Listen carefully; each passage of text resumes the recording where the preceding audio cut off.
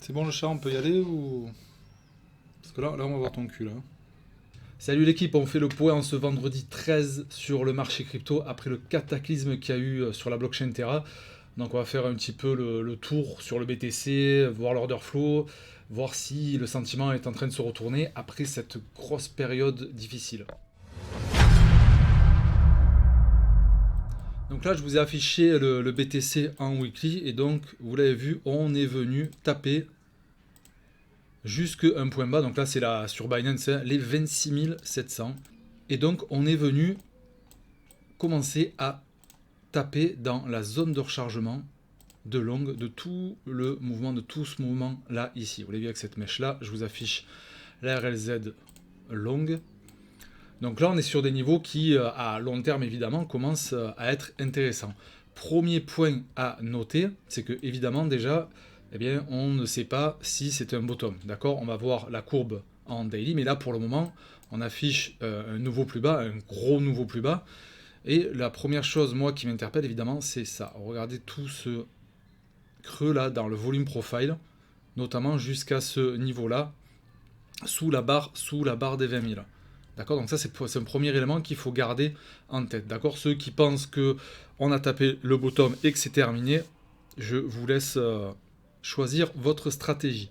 On va d'ailleurs tracer maintenant la trendline là, cette belle trendline baissière en weekly. Comme ça, on l'aura pour la suite. Voilà. Et on va basculer sur le daily. Donc là, après donc cette grosse chute, là, on est en train de voir que ça commence à tenir sur ces niveaux-là. Mais encore une fois, rien n'est fait, d'accord.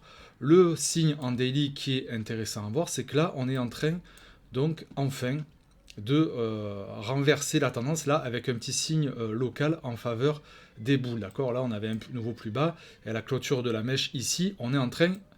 Je dis bien on est en train parce que là évidemment la journée n'est pas terminée. Il faudra voir si on clôture là. Si on clôture là en daily, c'est pas un signe de reprise de marché haussier, mais ça veut dire que là, enfin, il y a un réveil localement là des acheteurs. D'accord. On peut voir le momentum qui est lui complètement bear, ok, et que notre William R est en état d'enfoncement, ok. Donc là en daily, forcément avec ce qui vient de se passer, ben, c'est moche, d'accord. Quand on bascule sur le 4 heures, là où c'est un petit peu intéressant et c'est rassurant, c'est qu'on voit là, regardez, on voit un beau momentum, on a une belle divergence haussière, d'accord. On a nos divergences haussières qui sont confirmées et en plus on a donc notre William R qui sort d'état d'enfoncement. Donc ça c'est positif. Donc en 4 heures, il y a un regain des signaux acheteurs. On va aller voir dans les unités de temps inférieures. Du côté du 1 heure, là je vais zoomer et... Alors attendez, il faut que je vérifie. Ouais, donc c'est bon. On a bien une convergence, 1 heure, donc on a un momentum qui est positif en 1 heure. Et si on regarde le 30 minutes, je zoome un peu. Ok, là pareil, donc même si on n'a pas de cross des zéros, là on est en train de converger avec une convergence haussière, d'accord, sur notre momentum en 30 minutes. Donc du coup, on a notre 30 minutes, notre 1 heure et notre 4 heures qui montent de beaux regains de volume acheteur. Donc ça, c'est rassurant. Mais on va attendre évidemment les confirmations en daily. Parce que là, pour le moment, en daily, on ne sait pas si on a tapé un bottom. Peut-être que c'est un scénario possible, mais à tout moment, donc on va venir travailler plus bas. Ok, regardez. On va attendre donc de voir un momentum ici qui revient positif, ce qui est potentiellement possible vu ce qui se passe dans les unités de temps inférieures, ok. Et puis surtout, on va attendre de voir se poser, voilà, au niveau du price action, de voir nos petits escaliers se dessiner, quelque chose comme ça. Évidemment, si on est en train de faire un V bottom, bon ben là il n'y a malheureusement pas grand chose à faire si vous voulez jouer, le coup. Du côté de l'order flow, ce que je vois à l'écran est plutôt rassurant dans le sens où on a... alors attendez, je vous mets la courbe hop, en violet ici. Voilà, donc on a du coup... Bah évidemment, vous voyez la chute de prix, la chute de l'open interest. On a le funding rate en faveur des shorts et surtout, du coup, eh bien, on a là le ratio long short qui revient en faveur des shorts. Donc ça, c'est rassurant.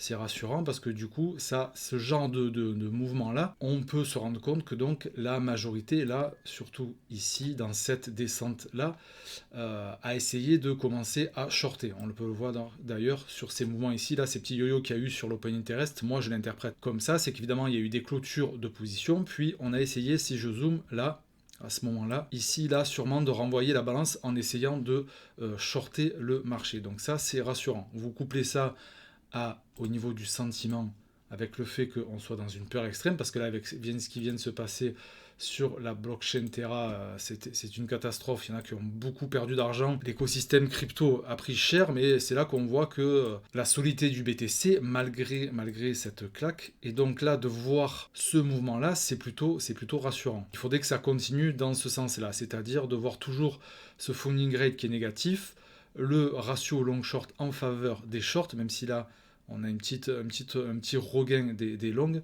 mais en tout cas il faut absolument encore créer vraiment de la peur panique. Donc là, avec ce qui s'est passé, on a fait flipper tout le monde. Maintenant, est-ce que c'est suffisant?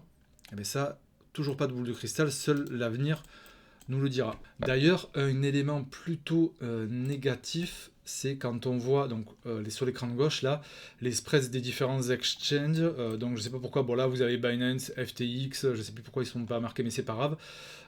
En fait, on voit donc là c'est Binance qui est bien dans le vert. Par contre, les autres, on voit que soit ils sont en positif, soit ils sont assez neutres. Et ça, c'est pas très bon. C'est dans le sens où la majorité achète donc du BTC. En fait, il y a un petit peu trop de monde sur les contrats dérivés. Et ça, c'est pas trop bon. C'est-à-dire que là, il faudrait, pour avoir une montée saine, il faudrait que ça soit de l'achat majoritaire sur les contrats spot. Et là, on voit que sur les contrats dérivés, il y a quand même il y a encore pas mal d'intérêt. Pour exemple, d'ailleurs, regardez, voilà. Là, quand tout était dans le vert, ici, c'est dans ces phases-là où ça permet de poser des bottoms de marché, d'accord, avec toujours donc des spreads qui sont bien négatifs. Et là, malheureusement, sur certains exchanges, eh bien, c'est pas trop ça. Donc ça, c'est un élément moins rassurant quand on le couple avec la lecture de l'order flow. Maintenant, au niveau des objectifs, si on part du principe que on fait l'hypothèse que ceci est le bottom, eh bien, on voit avec le Fibo, donc déjà, voilà, premier arrêt, donc possiblement, si ça continue à pousser dans ce sens-là avec les unités de temps inférieures qu'on a vues, eh bien, premier arrêt, toujours pareil, voilà.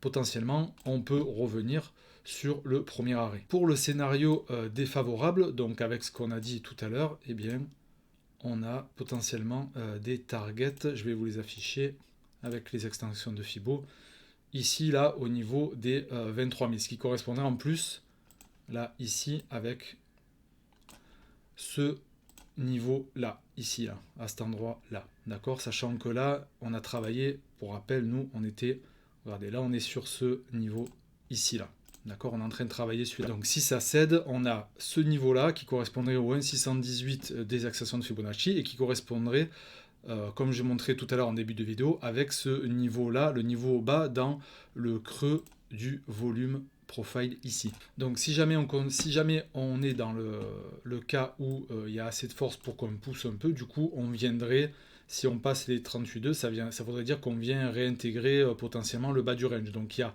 franchir les 38,2, venir sur les 0,5 de GAN, et dans ce cas-là, évidemment, on reviendrait sur notre range, là, notre bas de range, dans cette zone-là. Mais après, évidemment, là, il va falloir attendre encore du développement, et il est tout à fait possible qu'on navigue ici. En tout cas, la chose là, primordiale à voir, c'est qu'on tienne là. Tout ce qui se passe ici, il va falloir voir s'il y a assez de force acheteuse pour tenir ces niveaux-là. Sinon, potentiellement, c'est le scénario donc, que je vous ai décrit sur le mouvement au sud qui peut se passer. On va jeter un coup d'œil côté macroéconomie pour voir un peu comment ça se passe du coup. Alors, donc la S&P qui tire toujours la gueule, évidemment, est-ce que là, on va avoir un rebond ici? C'est toute la question à se poser. Au niveau, surtout, moi, ce que je voudrais voir, c'est l'indice du dollar, du coup, qui continue toujours, on est en weekly, là, qui continue toujours à bien performer. Donc là, on continue à venir, je regarde ce qu'il y a en daily, mais ok, ça s'est un petit peu tassé là, mais il reste toujours très haussier. Il y a toujours beaucoup de mouvements en faveur du dollar. Et du coup, au niveau du CME, au niveau du CME, le fameux gap à combler qui était sur cette zone-là, et bien vous voyez, on est venu le travailler. Et moi je me souviens, j'aurais pas mis une pièce sur ce scénario aussi baissier. Et comme quoi, eh bien on est venu chercher ce gap. On va jeter un coup d'œil comme la dernière fois du côté de Bitfinex et des longs ça continue d'ouvrir des longues, hein, ils s'arrêtent pas, donc ça achète, ça achète. Après évidemment, là on peut pas, nous les petits retail, là, les petits planctons, on peut pas se comparer face à eux. Hein. Eux, ils doivent avoir un collatéral monstrueux, ils peuvent se permettre d'avoir, je fais un exemple, imaginez, je sais pas, leur prix moyen d'achat, il est ici. Si maintenant là ils ont la tête sous l'eau ici, bon ben c'est pas voilà, c'est pas un souci, c'est pas un souci pour eux parce qu'évidemment ils ont un gros collatéral qui les protège en fait le temps de pouvoir tenir alors qu'ils sont dans le rouge. C'est qu'après forcément évidemment le jour où on repart et qu'ils sont dans le positif au nord, ils vont pouvoir distribuer. Mais là... Et du côté des GAFAM, les claques, la vache. Amazon se fait littéralement... Ah ouais, Amazon a pris une claque monstrueuse. On est venu taper là sur ce bas de volume profile.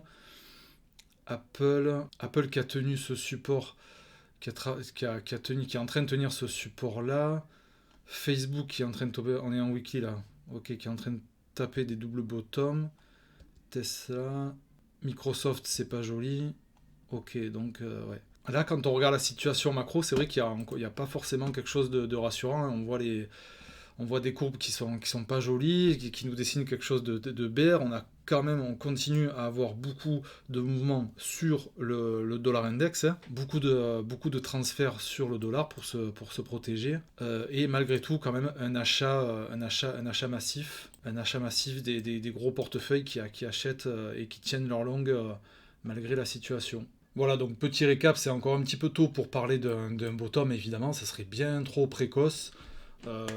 Pour du très long terme, on est quand même dans des zones d'achat intéressantes. C'est pas de conseil en investissement, mais moi, du coup, j'ai quand même rechargé mon bag de BTC et de TH parce que c'est des zones très long terme qui sont forcément intéressantes. Après, de savoir est-ce qu'on a tapé un bottom ou est-ce qu'on peut aller plus bas, là, il va falloir attendre du développement et au moins voir des premiers indices de reprise, de belles confirmations de reprise acheteurs, notamment en daily. D'accord, on l'a vu, dans les unités de temps inférieures, c'est pas mal, mais c'est pas suffisant. Après, évidemment, ça dépend de votre profil. Moi, je fais pas de scalping ni de day trading, donc ça dépend un petit peu de votre stratégie. Petit message perso à ceux qui avaient beaucoup d'argent sur l'UST. J'espère que vous allez remonter la courbe. C'est jamais sympa de se faire dégommer comme ça. Pensez évidemment à diversifier un maximum votre portefeuille, que ce soit sur tous les stables qui sont à notre disposition, et évidemment aussi les exchanges. Variez vos stables, variez vos exchanges, comme ça, le jour où il y a un problème, on ne peut rien deviner, on ne peut pas savoir ce qui va se passer à l'avance, et bien ça évite les grosses pertes. Voilà, c'est tout pour cette vidéo, on se retrouve lundi, et on fera un point sur la clôture donc du coup de cette semaine. Ciao l'équipe.